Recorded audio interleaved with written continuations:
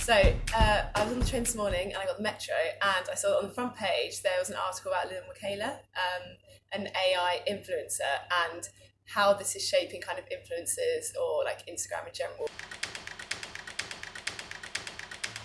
I don't know, as soon as I saw it, I was like, that's just weird, it's not right. It's not right for anyone to see it and to be influenced by, because they're going to have unrealistic bodies, unrealistic goals. There's nothing that anyone can, it's something that is completely, absolutely unattainable. Like very often with influencers, people feel it's a little bit unattainable, but like you can never not exist.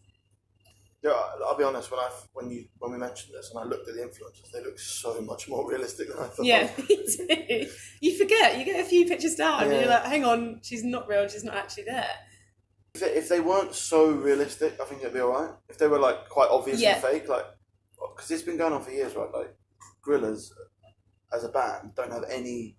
There's no humans in front of it. They're all cartoons, so it does make sense there are influencers that aren't real people, and people hide behind a persona a lot, right? But this is a robot. Yeah, it's but it's completely unrealistic like expectations for women. And she's very stereotypically beautiful, so it's not like she's a character and it's not like human. She is like the ideal, which is also very difficult because it's something that no one can ever achieve. You're never going to end up looking like her.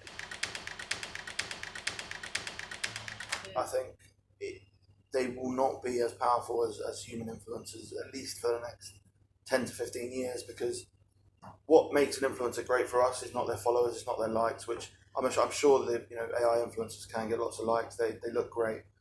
They don't have that personal connection with an audience because they're not a real person. Yeah, that's true.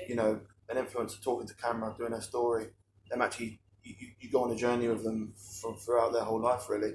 Influencers now that are 23, 24, their audience have seen them grow up from 16, and a robot can't really grow up, at least yet.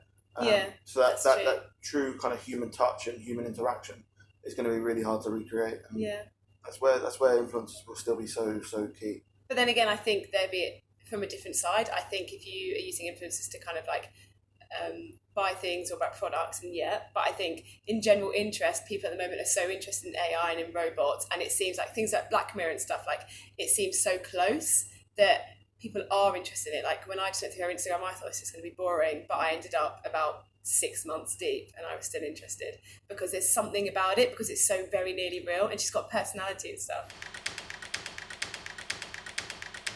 It's good from a fashion design. I imagine from a fashion designer. Yeah. The clothes will hang perfectly off her. Yeah. She'll be exactly what they want.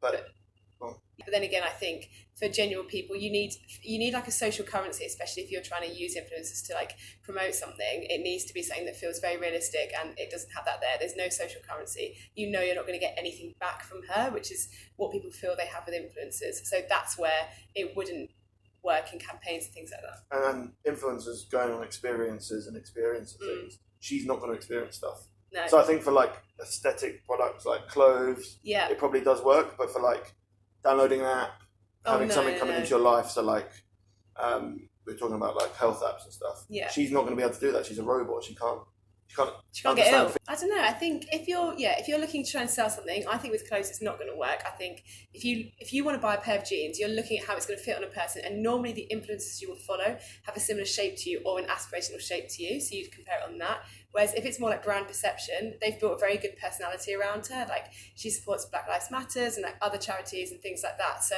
I feel like if you're trying to change people's perception on a brand in a positive way, you could use her because people already associate her and her like morals or her ideas as being pretty good and forward thinking.